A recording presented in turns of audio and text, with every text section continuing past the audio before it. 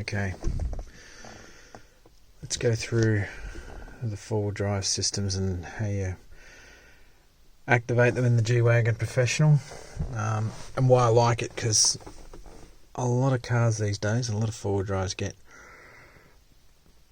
really fancy with their four-wheel drives and their traction control and what they can do. Usually got a lot of dials, a lot of switches. This thing, it's got a few switches, but it's all really quite simple once you work it out. So we'll run through a bit of an example here. So we'll start the car. It's just the voltmeter coming up after it started, which is really good. That's the 12 volts. That's the 24 volt. That shows 0 because this is only a 12 volt car, and that's the hours. But we'll move on from that. That display is not on all the time. It actually turns itself off. So the first thing we've got down here, and I'll just put it in neutral just so we can see things. So it all looks really simple. First thing we have, which is not necessarily used off-road, but probably when you don't want traction control, should I say ESP activated. So if you're driving in snow with snow chains, or you're in a bog and you really want to get out, although then you'd probably have it in four-wheel drives, but this turns ESP off, and you get a nice little symbol on the dash, just like that. Nothing too different there. Now, just to go through what this vehicle does have, it's got stability control, traction control, ABS, and I think brake force distribution as well. And when you're normal like this, all the safety systems are activated. So the first thing you do, and I should mention that this is an all-wheel drive, so front and back wheels are driven. There's a center diff in the transmission case. Essentially, although it's called all-wheel drive, essentially it's a one-wheel drive vehicle at that stage, as in if one wheel comes off the ground when you're in this mode, you're not going anywhere. So if you lift a front left, the vehicle will actually not go forward, which is not that great when you're forward driving, because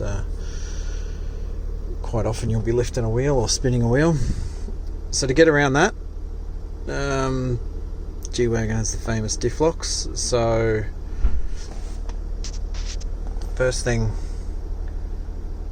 we do is, diff locks are over here and they're easy. They've got 1, 2 and 3. Hit 1, and as we've hit 1, it's automatically turned ESP off.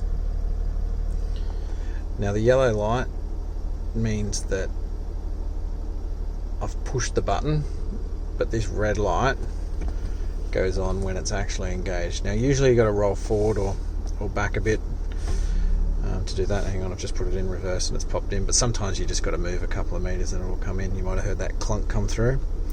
So now that red light's come on,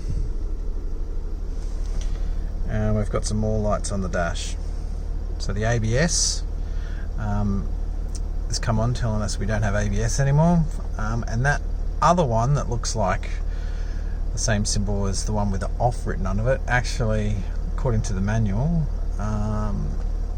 is ESP malfunction, which then if you look at another part of the manual says it's totally normal, that it should come on. So it's basically telling me that there's no stability control, including brake force distribution, no ABS, and ESP's actually got a malfunction. Well, it's not working, but which is all quite normal. And that's just by operating the centre diff. And all that does is put 50% of the power to the front and 50% to the back. It'll actually split. So what will happen is, to stop the car moving forward now, you might lift a front left wheel, you'll still have traction to your both back wheels, and you'll still keep going because you'll have those back wheels turning. Now if you lift a front left and then a rear right, you'll cease to go forward, because you've got one wheel at the front of the car and one wheel at the back of the car off the ground or spinning. And to get around that, that's when you'd use your rear and front diff locks. So the great thing about this car that I like, as soon as you hit that button and you've got a centre diff in, it goes back to an old school four-wheel drive. There is no electronic traction aids, no ABS, no nothing. It is pretty much as mechanical as you can get it. No electronics are going to get in your way. It is purely mechanical, and I prefer it that way. Your diff locks are on or off. You got your high and low range button there, which is fantastic because you can change it on the fly. All you do is, you're in drive, you're in high, you just slow down to below 40, put it in neutral, push the low button, then pop it back into drive. You don't even have to stop, as long as you're not, as long as you're less than 40, you don't want to be doing that at 80 kilometers an hour or anything. Yeah, that's it. It's really that simple.